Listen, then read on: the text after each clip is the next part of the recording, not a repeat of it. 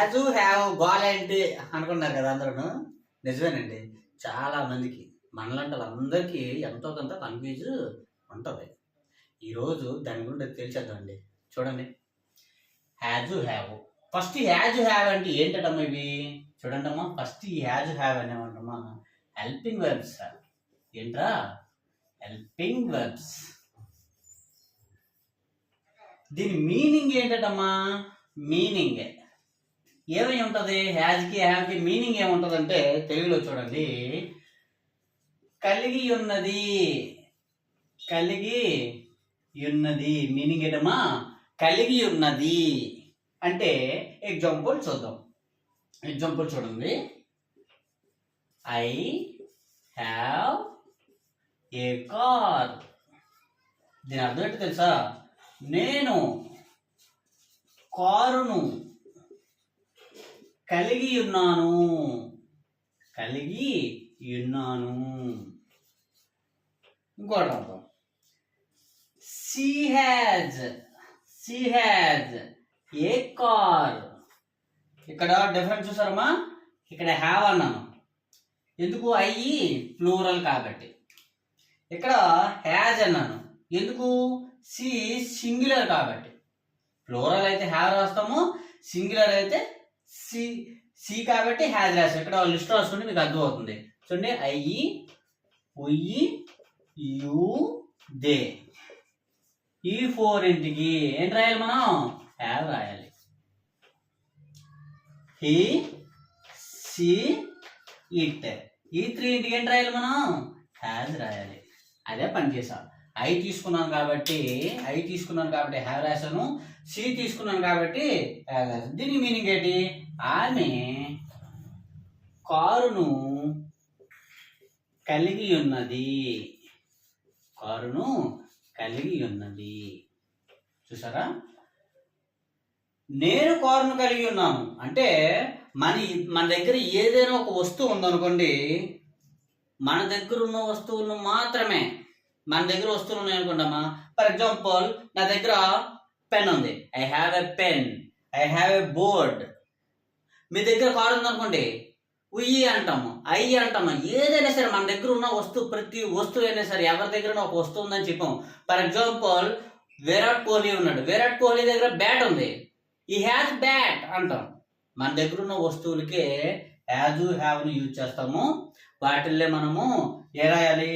I have a car అని, I have a bike అని, I have a own house అని, ఇలా చాలా హ్యావ్ హ్యాజ్ల కోసము మనం మాట్లాడతాం. సో ఇప్పుడు మీకు డౌట్ క్లారిఫై అయింది అనుకుంటాం.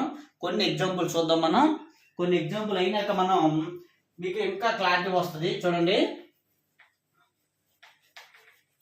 ట్రై చేయండి. నేను కొన్ని సెంటెన్సెస్ రాస్తాను, మీరు ట్రై చేయండి. ట్రై చేస్తే మీకు అర్థమవుతుంది. చూడండి, ఫస్ట్, మేము మా ఊరిలో ఒక ఇల్లును కలిగి ఉన్నాము. కలిగి ఉన్నాము. ట్రై చేయండి. రెండు, రమేష్ దగ్గర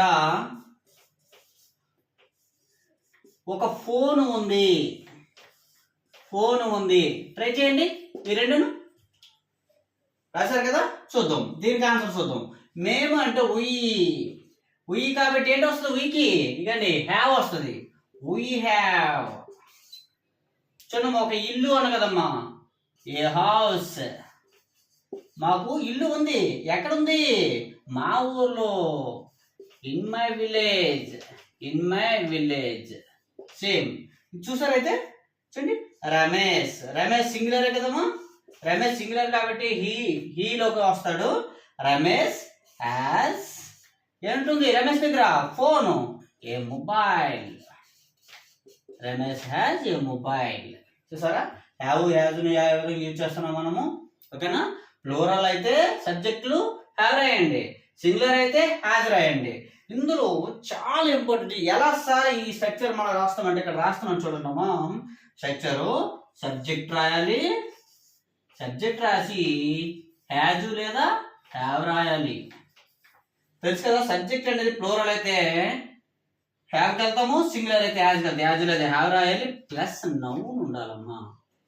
ఉండాలిరా నౌన్. ఈ స్ట్రక్చర్ మీరు ఫాలో అయితే ఈ సెంటెన్స్ అన్నీ కూడా ఫ్రేమ్ చేయగలరు. ఈ స్ట్రక్చర్ని ఫాలో అవ్వాలి.